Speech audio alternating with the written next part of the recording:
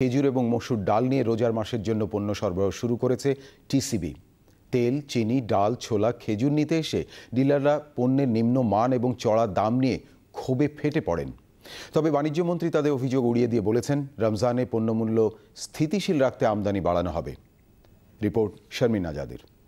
দলীয় পরিচয় নিয়োগ পাওয়া কিংবা আসলেই ব্যবসায়ী, দুই ধরনের ডিলারদেরই অভিযোগ টিসিবির সরবরাহ করা মসুর ডাল পোকায় খাওয়া আর নিম্নমানের জাহিদি খেজুর খাওয়ার অযোগ্য। পণ্যের মান খারাপ হওয়ায় এবার লোকসান গুনতে হবে বলে আশঙ্কা তাদের।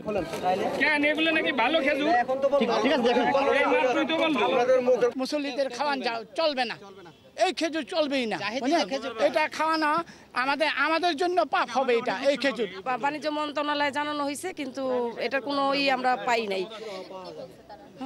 বলতেছে ভালো ডাল আসবে, আমরা দেখবো, এই পর্যন্ত দেখেই আসতেছে। পণ্যের মান নিয়ে বিএসটিআই এর ছাড়পত্র নেওয়ার দাবি করা হলেও প্যাকেটের গায়ে বিএসটিআই এর সিল কেন নেই তার জবাব নেই টিসিবির কাছে। উল্টো নিজেদের গুদাম ঘরের অস্বাস্থ্যকর পরিবেশ নিয়ে অভিযোগ টিসিবির।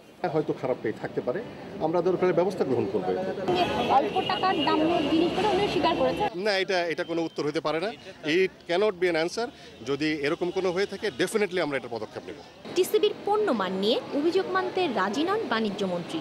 তার সতর্কবাণী সময় মতো আমদানি না করা ব্যবসায়ীদের বিরুদ্ধে।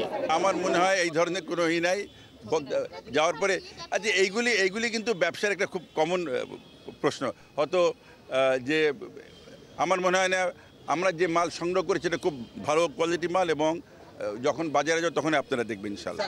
রমজানে নিত্য পণ্যের দাম স্থিতিশীল রাখতে 58 টাকায় চিনি, 102 টাকায় তেল, 68 টাকায় মসুর ডাল, 58 টাকায় ছোলা, 55 টাকায় জাহিদি খেজুর এবং 70 টাকায় শায়ের খেজুর বিক্রি করবে টিসিবি। বিক্রি শুরু হবে আগামী সপ্তাহে। Sharmin Azad, channel I, Dhaka. সাভারে আমিন